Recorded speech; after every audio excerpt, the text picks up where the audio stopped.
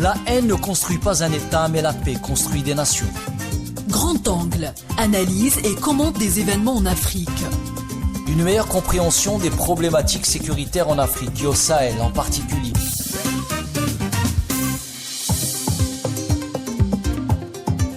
Bonjour chers amis et auditrices et auditeurs d'Ifriqiya FM. La bienvenue à vous dans votre émission Grand Angle. Alors je rappelle que Grand Angle est une émission hebdomadaire destinée à mieux comprendre les dynamiques politiques et sécuritaires en cours en Afrique de façon générale et au Sahel de façon particulière. Alors le numéro d'aujourd'hui est consacré à la situation politico-sécuritaire au Mali et il est intitulé « Le Mali sur la corde raide ». Alors pour en parler, nous avons comme d'habitude un plateau de qualité. Il y a avec nous en direct depuis Montréal le docteur Ahmed Ben Saada. Alors Ahmed Ben Saada n'est plus à présenter, il est enseignant universitaire et auteur de plusieurs ouvrages. Il est connu aussi pour être un observateur avisé de la scène politique africaine. Alors il y a aussi avec nous en direct depuis Tunis notre confrère et ami Morad Sellami. Morad Sellami qui est journaliste, donc un journaliste au long cours. Il a plus d'une trentaine d'années de métier. Et Morad Sellami connaît parfaitement l'Afrique, un continent dans lequel il a beaucoup voyagé. Alors nous serons accompagnés lors de cette émission par notre confrère de la presse privée, Mokran Aïtouarabi. Alors un grand bonjour à vous messieurs, la bienvenue à vous sur Ifriqiya FM. Alors messieurs, les autorités maliennes de transition ont annoncé mercredi 10 avril suspendre les activités des partis politiques et des associations à caractère politique jusqu'à nouvel ordre sur toute l'étendue du territoire. Alors que Bamako justifie la mesure par la tenue d'un dialogue intermalien et maintenir l'ordre public, les partis politiques, les associations ont exprimé leur stupéfaction, jugeant cette décision brutale, illégale et issue d'une dictature rampante. Pour eux, il s'agit d'une énième mesure qui restreint les libertés et les velléités de contestation du pouvoir. Les médias sont également dans le viseur des autorités de transition. Le régulateur malien veut interdire à la presse la diffusion d'articles sur les activités des partis politiques. La maison de la presse du Mali est vent debout et appelle les journalistes à résister. Je rappelle que ce tir de barrage vis-à-vis de Bamako intervient alors que des critiques se sont élevées après le manquement de la part de la junte à son engagement de céder le 26 mars dernier la place à des civils élus. Alors messieurs, ma première question est adressée à notre ami Ahmed Ben Saada qui est en direct depuis Montréal. Docteur Ahmed Ben Saada, est-ce que les décisions que vient de prendre la junte malienne sont justifiées ? Le Mali n'est-il pas en train de connaître une dérive autoritaire ? Alors bonjour et bonjour à tous vos invités. Il est clair que nous l'avions dit il y a 2 semaines dans notre émission, le Mali connaît en fait un virage autoritaire inquiétant. Nous avions souhaité que ça allait se régler parce qu'on avait parlé du muselage de certains partis politiques et de certains groupes de la société civile particuliers. Et maintenant, nous assistons vraiment à une décision qui est absolument inexplicable. Au lieu de chercher à rallier toutes les forces vives de la nation, en particulier les forces qui s'occupent de la politique et de la société civile, le Mali est allé fermer toute voix qui critique ou non la junte qui est actuellement au pouvoir. Donc cela est très inquiétant et nous voyons en fait des voix qui s'élèvent, comme par exemple la voix du Cheikh Mohamed Cherif Kone qui est, je le rappelle à nos auditeurs, qui était avocat à la Cour suprême du Mali, qui a été radié justement de la magistrature en 2023 pour s'être opposé justement à Assimi Goïta. On le voit il a adressé une lettre à l'Union africaine pour dénoncer le vide juridique et institutionnel Et nous avons aussi vu que finalement, Moussa Faki Mahamat, le président de la Commission de l'Union africaine, lui a répondu en disant qu'il exprimait sa vive inquiétude quant à cette suspension qui est de nature, je cite, à entraver la mise en œuvre d'un processus de transition inclusive du pays. Il n'y a pas que lui. Vous avez un autre dissident, dont Omar Mariko, très connu, Oui. qui est en fait le chef du parti Sadi, qui a déclaré que les autorités maliennes de transition sont illégales et illégitimes et qu'il faudrait faire d'abord le bilan du régime en place avant de faire des restrictions des libertés d'opinion et d'expression. D'autre part, nous avons vu aussi que d'autres dissidents maintenant, les deux dissidents dont j'ai parlé, vivent en exil. Oui. Et le Cheikh Mohamed Cheikh Kone a dit clairement que, en fait, les voix qui pouvaient s'exprimer au Mali sont soit sous silence, soit sont en inaction, soit en exil. Et cette situation, je dirais, est très problématique pour un pays qu'on voyait justement aller vers une certaine forme de progrès social, que ce soit au Mali ou au Niger et au Burkina Faso. Et personnellement, moi j'ai peur que cet exemple façage d'huile au Burkina Faso et au Niger, parce que cela fait 3 ans et 8 mois, donc depuis 2022, que cette situation dure, que cette situation de transition est maintenue, et maintenant elle est maintenue avec la force, au lieu d'aller chercher justement l'adhésion du peuple. La junte au pouvoir est en train de jouer sur le bâton, sur la confrontation, et elle est, depuis le 26 mars dernier, elle n'a plus de statut juridique. Oui.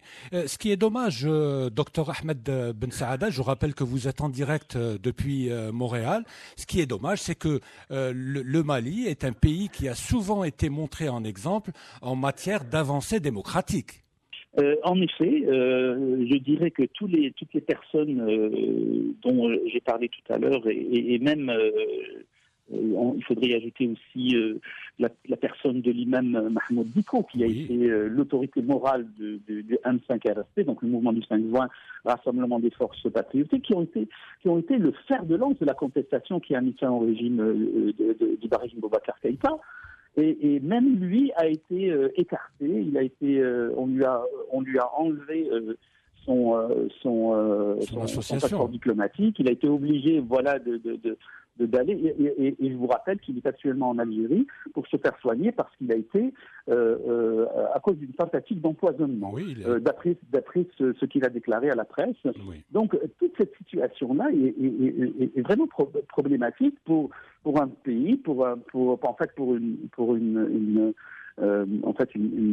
pouvoir qui donnait justement des signes d'africanisme, de panafricanisme et de rejet du colonialisme, du rejet du CFA, etc. Donc cette volonté justement de sortir le Mali de cette situation qui prévalait justement avant 2020 et qui a été applaudie par le peuple malien, on la voit partir en fumée. Merci beaucoup, docteur Ahmed Ben Saada. Maintenant, je vais adresser ma seconde question à notre ami et confrère de Tunis, Mourad Sellami. Je rappelle qu'il est en direct actuellement depuis Tunis. Alors, Mourad Sellami, comment, à partir de Tunis, vous percevez les changements géopolitiques en cours au Sahel et comment voyez-vous l'évolution de la situation, en particulier au Mali? Bonjour d'abord à tous mes collègues et amis et à vos auditeurs. La situation au Sahel est très inquiétante, il est vrai. C'est vrai que le Mali était à un certain moment un bastion de stabilité, un exemple de démocratie, si j'ose dire, mais cette transition venant rampante depuis quelques années, on l'a vu stopper et ce n'est pas récent. la transformation de la situation malienne n'est pas récente. Oui. Il est vrai que le pays a certaines caractéristiques qui exigent un pouvoir fort. Oui. La grandeur du pays, le fait que, je sais pas moi, Tombouctou au nord, Kidal c'est à 1400 km de la capitale, de Bamako. Donc il faudrait un pouvoir fort qui pourrait bien avoir des bras, disons, qui peuvent parvenir à cette partie du territoire où c'est pratiquement un no man's land. Oui. Je pense que cette situation, cette moitié, pratiquement c'est 60% du territoire malien qui est au nord et qui est parsemé de populations locales, c'est ce qui a fait en quelque sorte aussi bien l'avancée des groupes armés de tous bords sur ce nord malien et la faiblesse du pouvoir central malien. Oui. Ces dernières décisions traduisent la faiblesse du pouvoir central, oui. C'est-à-dire un pouvoir central qui n'arrive pas à étendre ses mains dans tout le territoire. Et il n'a pas trouvé mieux que faire taire les voix dissidentes pour agir à la manière qu'il veut. C'est-à-dire, c'est la raison pour laquelle le propos du chef du gouvernement et du chef de la junte sont les deux similaires et disent qu'il faut de la stabilité pour pouvoir parler de démocratie. Oui. Alors donc, c'est un signal de faiblesse qui s'est traduit, c'est un signal de faiblesse du pouvoir central qui s'est traduit par une décision de faire taire les autres afin de pouvoir asseoir la stabilité. Oui. C'est ça, à mon sens, l'approche cherchée par Bamako. Oui. Merci beaucoup, Mourad Sellami. Je vous réserve encore d'autres questions, mais en attendant, j'en ai une pour notre confrère Moukrana Etouarabi qui est avec nous au studio. Moukrana Etouarabi, les politiques, alors les partis politiques dénoncent une dictature rampante. Hein. Le mot est très fort, mais est-ce qu'il n'est pas un peu trop fort pour décrire la situation actuelle ? Bonjour à tous vos invités, bonjour aux auditeurs. Effectivement, quand on voit de près ce qui se passe sur le terrain, depuis le mois de septembre 2023, nous pouvons dire qu'effectivement, le pays connaît, comme l'a si bien souligné Dr Ahmed Ben Saada, un virage autoritaire qui ne peut être qu'inquiétant. Inquiétant par rapport à tout ce que ces changements de 2020 ont suscité en termes d'espoir pour le peuple malien de sortir enfin de ce cycle de crise successive pénalisant justement le pays et empêchant donc les Maliens de pouvoir aspirer au développement et au progrès. Aujourd'hui, effectivement, les partis maliens, la société civile malienne sont unanimes à décrier justement cette nouvelle reprise autoritaire de la gestion des affaires de l'État. Il n'y a rien qui peut justifier justement dans ce contexte ces décisions. Oui. Rien ne peut justifier de telles décisions parce que vouloir réduire au silence la classe politique et la société civile sous le motif de vouloir épargner au pays des discussions stériles ou prémunir contre la subversion ne peut être que contre-productif, surtout lorsqu'on prétend engager un dialogue intermalien. Est-ce que, Moukrana Etouarabi, est-ce que le prétexte de l'instabilité, de l'insécurité, justifie un report s'inédit du processus électoral et une suspension des partis politiques. Moi, je pose la question parce que là, nous parlons à partir d'Alger, nous sommes en Algérie. En Algérie, l'Algérie a connu durant les années 90 une période extrêmement difficile au plan sécuritaire. La menace terroriste était là, mais le pays ne s'était pas empêché d'organiser des élections présidentielles, des élections législatives. Il y a eu des élections locales et la classe politique a connu pratiquement son âge d'or pendant cette période. Donc le motif ou le justificatif sécuritaire, à mon sens, ne peut pas expliquer un raidissement du pouvoir et une suspension, parce qu'il faut le dire, une suspension, une mise en parenthèse de la démocratie. Effectivement, vous avez tout à fait raison de souligner ça. L'argumentaire avancé jusqu'à maintenant par les autorités de transition tout récemment, parce qu'il y a eu une évolution quand même dans le discours par rapport à la tenue des élections. Vous savez que au début de la transition et sous la pression de la CEDEAO, les autorités de transition ont décidé, donc se sont engagées sur un calendrier de retour à l'ordre constitutionnel, oui. Un calendrier qui n'a finalement pas été respecté. Les autorités maliennes ont justifié ça par la situation sécuritaire. Ils ont prolongé donc la durée de transition jusqu'au 26 mars dernier. Avec entre-temps donc l'organisation d'une élection, d'un référendum sur une nouvelle constitution. Oui. Je souligne justement qu'il y a eu ce référendum quand même en juin 2023. La situation sécuritaire n'a pas empêché ce processus électoral de se tenir. Oui. Et l'autorité indépendante des organisations des élections avait clairement dit que l'élection s'est déroulée dans d'excellentes conditions.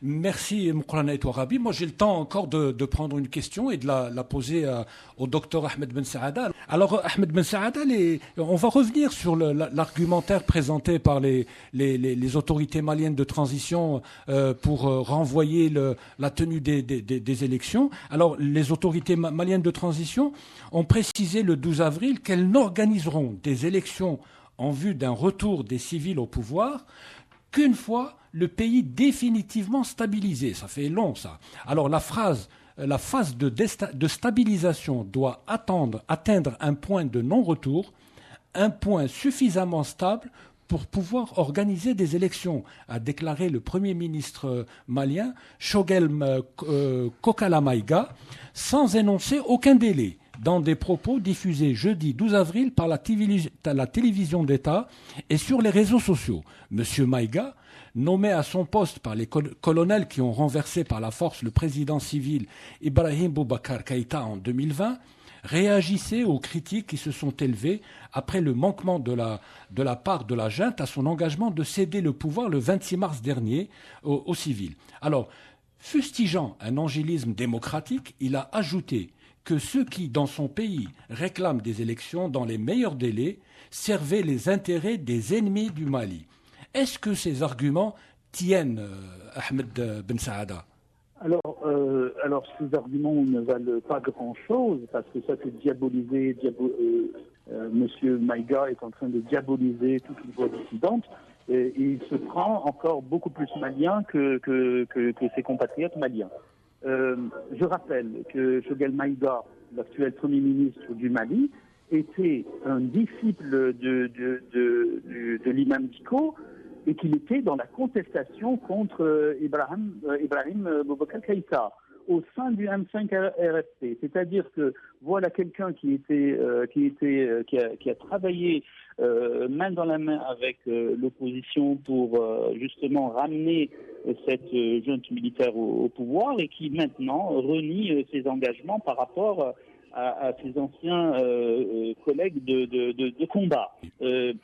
Choguel Maïga a dit que la démocratie vient après la sécurité, mais en d'autres termes, ce qu'on voit maintenant, on pouvait l'accepter au départ. Mais cette déclaration que la démocratie vient après la sécurité veut dire en fait que le pouvoir militaire vient avant le pouvoir civil et que le pouvoir militaire a tous les droits vis-à-vis des pouvoirs civils. Et ça ne peut pas être considéré comme de la sagesse. Pourquoi ? Parce que ce pouvoir en place, premièrement, il n'a rien fait pour que la situation après le 26 mars soit correcte au pays, soit légale, soit constitutionnelle. Et autre chose, c'est qu'il bâillonne toute forme d'expression et il demande même aux médias de ne pas parler des partis et de ne pas avoir un discours politique, ce qui est absolument aberrant.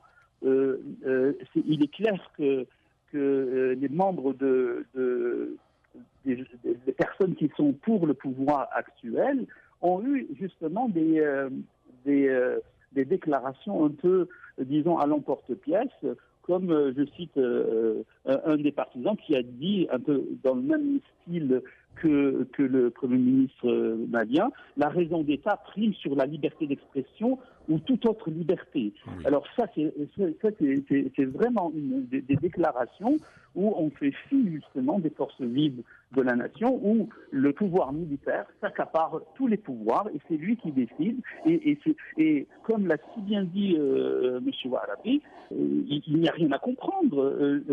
Le référendum sur la Constitution a eu lieu le 18 juin 2023. Oui. Il y a eu un taux de participation d'à peu près 38%. Il y a eu un vote pour le oui de 97%. Mais pourquoi ? Alors, on se pose la question, pourquoi cette Constitution a été votée si elle n'est pas appliquée maintenant ? Pourquoi avoir fait la Constitution et ne pas avoir fait les autres élections qui sont les élections législatives et les élections présidentielles ? Si on vote pour une Constitution, on doit l'appliquer. Et un des articles de la Constitution, c'est bien la liberté d'expression. C'est la moindre des choses dans un régime démocratique. Merci beaucoup Ahmed Ben Saada pour vos remarques extrêmement pertinentes. Alors comme promis, nous reprendrons le débat tout de suite après une petite pause musicale.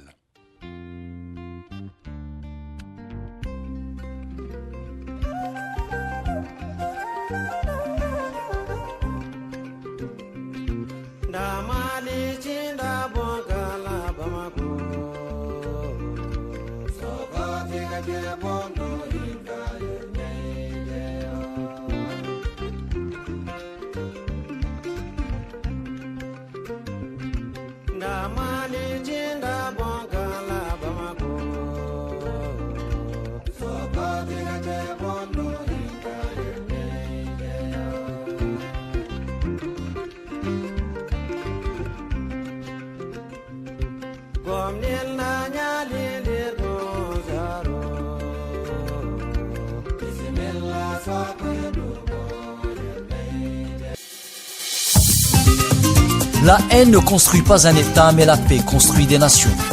Grand Angle, analyse et commente des événements en Afrique. Une meilleure compréhension des problématiques sécuritaires en Afrique et au Sahel en particulier. Alors nous reprenons le débat, chers amis auditrices et auditeurs d'Ifriqiya, là où nous l'avions laissé. Alors, je rappelle que l'émission d'aujourd'hui est consacrée à la situation politico-sécuritaire au Mali, une situation qui est extrêmement difficile. Alors, le numéro d'aujourd'hui est intitulé « Le Mali sur la corde raide ». Alors, Mourad Slami, vous êtes toujours avec nous depuis Tunis ? Ouais, je suis là.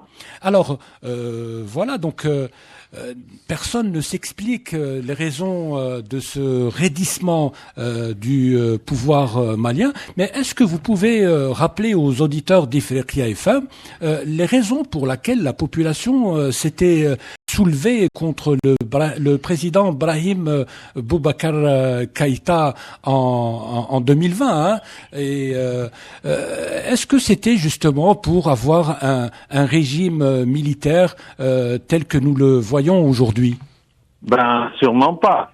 les gens se sont soulevés pour manque de stabilité dans le pays. Je me rappelle très bien la floraison des groupes armés, notamment dans les cités éloignées de Bamako. Je me rappelle très bien que, par exemple, Kidal a échappé à l'autorité centrale depuis 2015-2016. D'autres villes comme Gao ou Mopti, les actes, ou même Tombouctou, les actes anti-personnes, les violences anti-personnes se sont développées dans le pays, sans parler de la pauvreté persistante, et le Mali est un pays très pauvre. Donc, la pauvreté est persistante. D'ailleurs, pour vous donner une idée sur la pauvreté au Mali, à Bamako même, on voit des gens dans la rue, passer la nuit dans la rue, etc. C'est l'un des pays les plus pauvres du monde, le Mali. La population malienne est pauvre, mais le pays est riche. Le régime en place n'a pas... le putsch a eu lieu pour faire face, pour promettre la promotion du pays, mais le putsch n'a rien fait dans ce sens. Donc du coup, les gens aujourd'hui aspirent à une meilleure situation.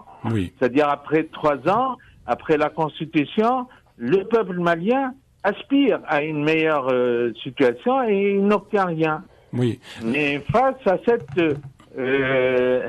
à l'absence d'un résultat chez le peuple, c'est normal que la junte au pouvoir, le gouvernement au pouvoir, mais la junte au pouvoir, a peur que l'autorité lui échappe. C'est la raison pour laquelle ils ont... C'est des décisions en logique politique, c'est en logique de pouvoir. On décide de fermer pour éviter, pour faire prolonger à soi-même son autorité à soi. C'est une logique dictatoriale. Il n'a même pas pris d'autres échéances. Il n'a pas dit que ok, on a dépassé le 26 mars, je vais vous promettre d'autres échéances. Non, la déclaration est ferme et claire. Lorsque la situation redevient stable, je vous promettrai la démocratie, en d'autres termes. C'est une logique de dictature pure et simple. Merci Mourad Slami. Moulana Etoile Arabi, on le voit bien, le constat est presque unanime. Lors de leur prise du pouvoir par la force en 2020, les colonels qui aujourd'hui forment la junte malienne avaient promis d'apporter des réponses aux problèmes économiques, aux problèmes sociaux, aux problèmes politiques, aux problèmes sécuritaires que connaît le Mali. Pas des solutions, mais au moins des débuts de solutions. Mais on se rend compte aujourd'hui que qu'aucune de leurs promesses n'a été tenue. Bien au contraire, on a l'impression que la situation est pire que celle qui prévalait au Mali en 2020. Vous êtes d'accord avec ce constat ou pas? Oui, même la classe politique malienne relève un recul majeur en termes notamment de liberté. Quand on voit... On parle même pas des problèmes des droits de l'homme. Voilà, donc sur le plan économique, la situation elle est toujours catastrophique. C'est vrai que les sanctions de la CEDEAO ont joué un rôle dans l'aggravation de la situation socio-économique, mais pas seulement. Quand même, il faut pas oublier que c'est pratiquement 4 ans que les dirigeants le pouvoir malien actuellement est dans la gestion des affaires de l'État. Ça date pas d'aujourd'hui, donc 4 ans quand même. C'est près d'un mandat présidentiel. Près d'un mandat présidentiel.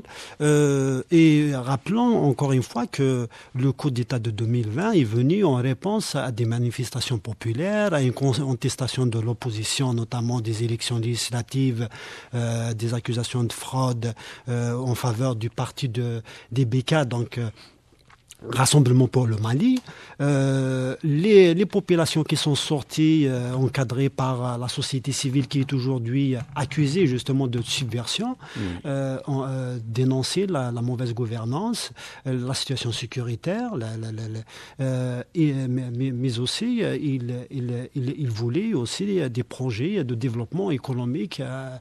Voilà, donc les aspirations de la population, c'était ça.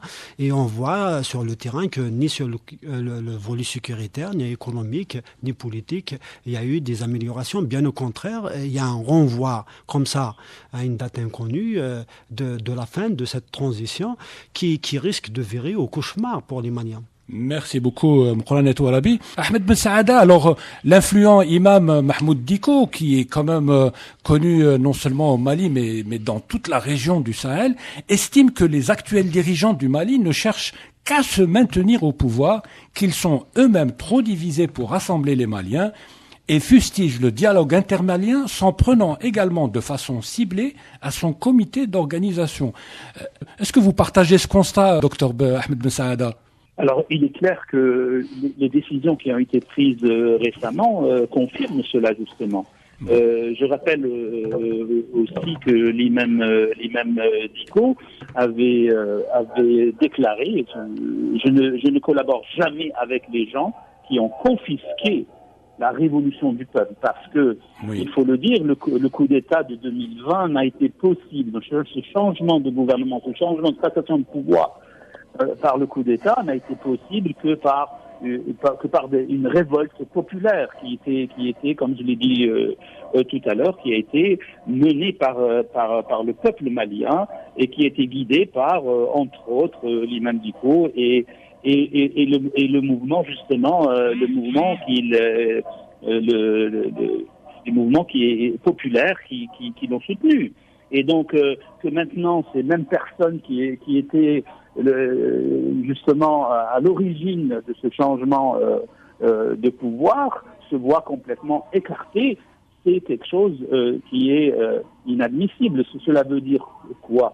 Cela veut dire que le pouvoir en place actuellement est très très isolé. Il s'isole de plus en plus. Oui. Il s'isole de ses racines profondes qui sont les racines populaires. Oui. Aucun pouvoir ne peut se maintenir en place sans l'adhésion du peuple. Ça, tout le monde le connaît, le sait, mais on dirait qu'il y a une amnésie qui frappe les pouvoirs en place lorsqu'ils ont la main sur, sur le bâton.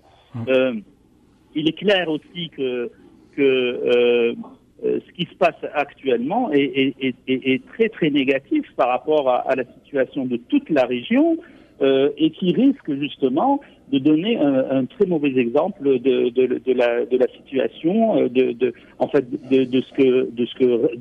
ce dont rêvent les peuples de la région. Oui.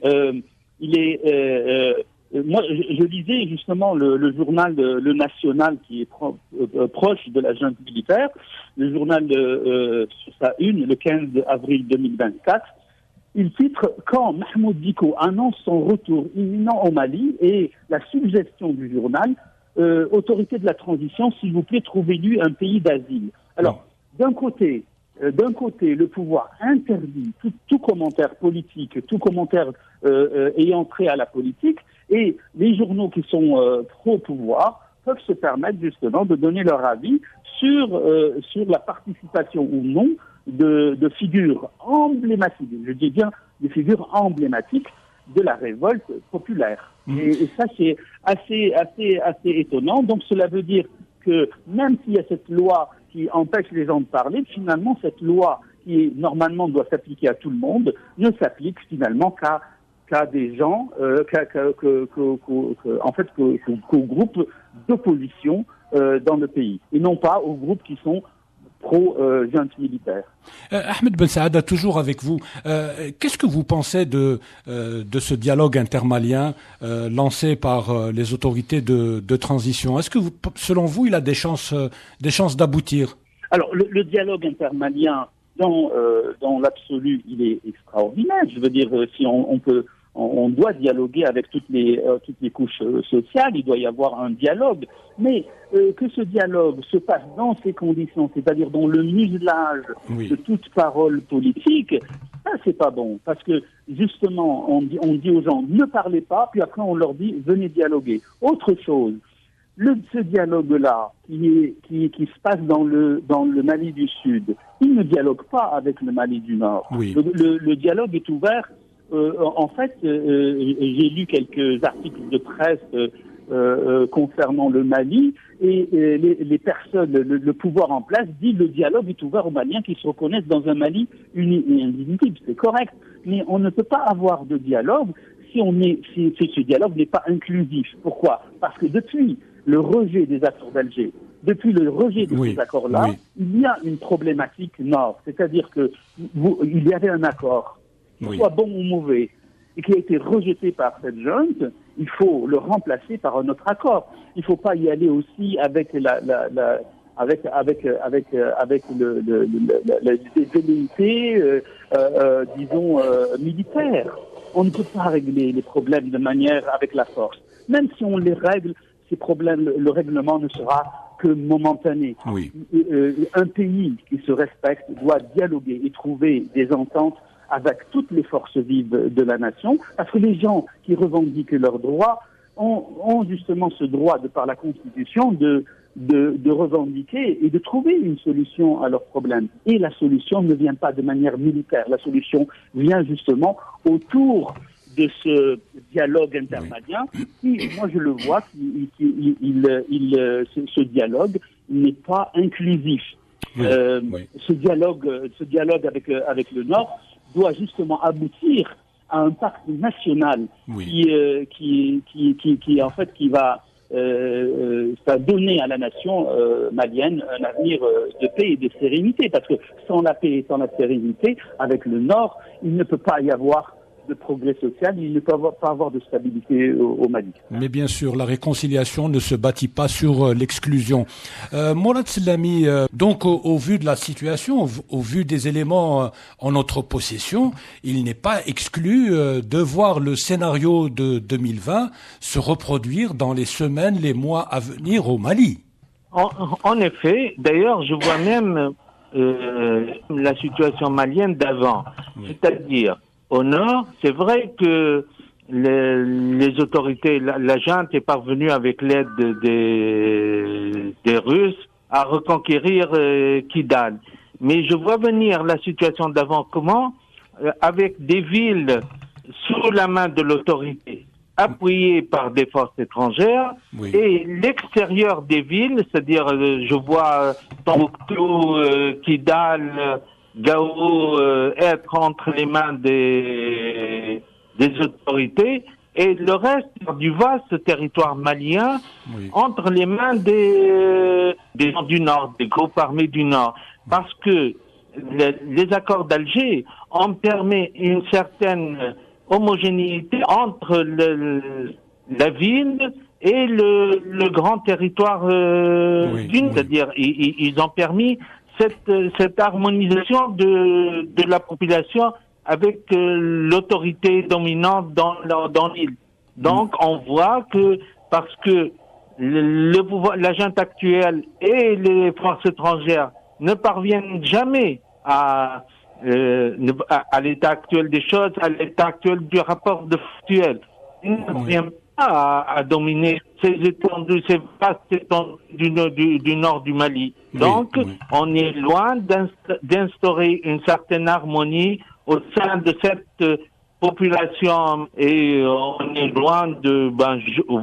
j'imagine que tôt ou tard, l'instabilité va vendre dans cette zone pour l'avenir du Mali. Merci Mourad Slami. J'ai juste le temps de tendre le micro une dernière fois à Moukrana Touarabi et au docteur Ahmed Ben Saada qui est, je le rappelle, en direct depuis Montréal. Alors, Moukrana Touarabi, alors une réponse vraiment brève. Alors, Alioune Tine, le fondateur du groupe de réflexion Afrikajom, était il y a quelques jours encore mandaté par l'ONU comme expert indépendant sur la situation des droits de l'homme au Mali. Après 6 années d'exercice et un ultime rapport présenté le mois dernier, il vient de céder sa place au Péruvien Eduardo González. Joint par la presse, il réagit à la suspension par les autorités maliennes de transition des activités des partis et des associations à caractère politique. Alors il dit, c'est une espèce d'aveu d'impuissance, c'est l'aveu qu'il n'y a pas de perspective politique et qu'on tient à garder le pouvoir par la force. Il me semble que ça ne va pas marcher. Connaissant le Mali qui a connu la dictature avec Moussa Traoré, ça s'est terminé avec une tragédie que le mémorial des martyrs continue de rappeler aux Maliens. Vous en pensez quoi, Mokhlan Touarabi? Alors très brièvement. Pour répondre, je vais juste citer la réaction de l'ancien Premier ministre Moussa Mara, qui a justement qualifié la suspension des partis politiques et des acteurs de la société civile d'atteinte aux droits constitutionnels des citoyens, mais surtout un recul majeur dans la quête de l'unité de la cohésion nationale. Pourtant recherché par le chef de l'État, donc par Assimi Goïta, au début. Donc il y a eu une sortie de piste de la junte malienne qui reste à expliquer. Voilà. Oui. Merci beaucoup, Mokhlan Touarabi. Alors, un dernier mot, Ahmed Ben Saada, sur justement la séquence inquiétante que vit aujourd'hui le Mali et les Maliens. Alors, ce qu'on doit dire, c'est que, comme on l'a si bien souligné tout au long de cette émission, que le Mali vit une situation dangereuse, qui peut mener à des conséquences désastreuses pour le pays. Le mot dictature a été prononcé, mis dans la bouche de nombreux opposants, ce qui est très nouveau depuis 2020. Donc le mot dictature a été répété à plusieurs reprises. Et je vous rappelle que le dictateur Moussa Traoré, qui était à la tête du Mali près de 23 ans, de 1968 à 1991, et qui est décédé un mois après le coup d'État de 2020, ce dictateur a reçu Assimi Goïta 2 semaines avant sa mort, et que Assimi Goïta lui a organisé des funérailles nationales. Alors que, je rappelle pour les auditeurs qui ne le connaissent pas, le dictateur Moussa Traoré a été condamné à la peine capitale. Puis il a été gracié, puis il a été libéré. Donc, moi j'espère juste que le colonel Assimi Goïta ne prenne pas exemple sur Moussa Traoré, parce que Moussa Traoré a une image très très sanglante dans l'histoire du Mali. Autre chose, j'aimerais aussi que Assimi Goïta et la junte militaire comprennent que l'Algérie est un pays frère. Je rappelle aussi que lors de son interview du 30 mars 2024, le président Abdelmadjid Tebboune a tendu la main aux Maliens, et il a été extrêmement très fraternel par rapport à tout ce qui se dit actuellement sur l'Algérie. Et nous espérons de tous nos cœurs, justement, que le Mali sorte de cette ornière et revient, justement, à ses ambitions initiales, ses ambitions de 2020, ses ambitions populaires, ses ambitions de prospérité, de paix et de bon voisinage avec la région. Merci beaucoup, Ahmed Ben Saada, pour vos éclairages qui sont comme d'habitude extrêmement excellents. Donc c'était le mot de la fin. Nous vous promettons de revenir avec de nouvelles émissions tout aussi intéressantes. Alors nous arrivons, chers amis auditeurs et auditrices, au terme de cette émission qui a été préparée et présentée par Zine Charfaoui. À la barre technique, il y avait Khaled et Amin aussi. Nous vous donnons rendez-vous la semaine prochaine, même jour, pour un nouveau numéro de Grand Angle. Je vous rappelle que vous pouvez écouter Ifriqiya FM sur Internet.